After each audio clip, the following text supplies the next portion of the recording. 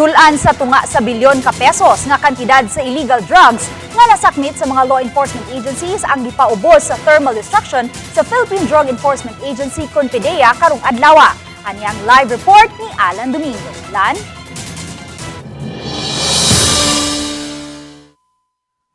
May record-breaking ang paghulagway sa Philippine Drug Enforcement Agency sa ginakanon sa illegal drugs nga ilang gipaubos sa thermal destruction karong adlaw. Gilatag kini mga kontrabando ibabaw sa lamisa sulod sa funeral parlor sa Dan Junquera, Dakbayan, Sugbo. Hugot nga seguridad ang gipatuman sa mga PDEA personnel sa nakadiyang illegal substance nga nasakmit sa nakadiyang operasyon sa Philippine National Police o sa Philippine Drug Enforcement Agency sa Central Visayas. Bukabat sa 489.4 million pesos ang kinalibuk ang kantidad nining illegal drugs nga ginakdang ipaubos sa thermal destruction. Kini, so far ang kinadak-an nga volume sa drugas nga ipaubos sa destruction mong tinguhan nini nga mapatuman ang transparency kung asa mupadong ang kini mga nasakit nga illegal drugs sa atong mga law enforcement agency. Sa wa pa sunuga ang mga kontrabando, gisusi una kini sa mga kimis sa PDEA aron pagsiguro sa matang sa illegal nga drugas. Kini sama sa blue nga mamatuod nga shabu ang kontrabando. Aduna usay marijuana ug ubang matang sa illegal drugs ang ilang gisuhid. Human ini, gidala ang tanang illegal drugs ngadto sa crematorium alang sa hingpit nga paghipos diin gitagsa-tagsa sa pagdasok sulod sa thermal machine hangtod hingpit nga nasunog.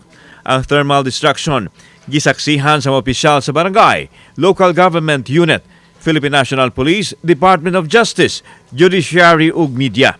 Adunay pagtugod sa korte ang pagsunog ni mga kontrabando diin na humana ang kaso ug ang uban kasamtangan pang naa sa hukmanan napan adunay gikuha nga portion nga gigamit isip ebidensya sa kaso.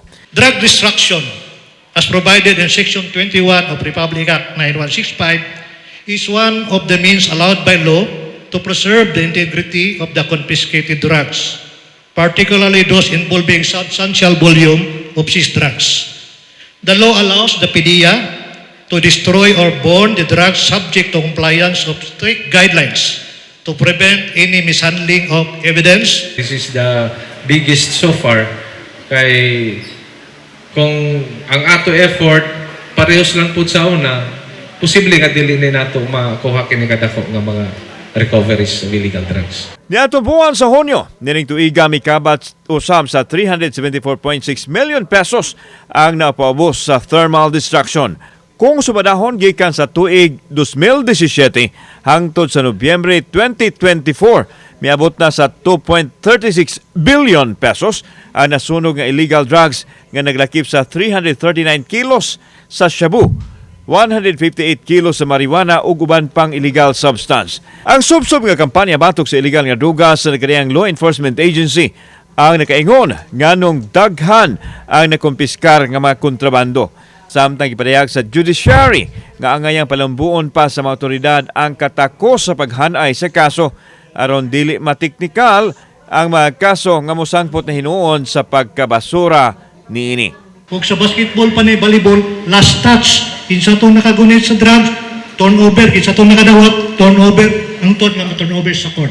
If that chain of custody will be followed, the testimony of the witnesses will be credible, of course, the court will issue a conviction. This is the product of the relentless efforts di lang sa PDEA, particularly sa atong mga kauban sa PNP, among other law enforcement agencies.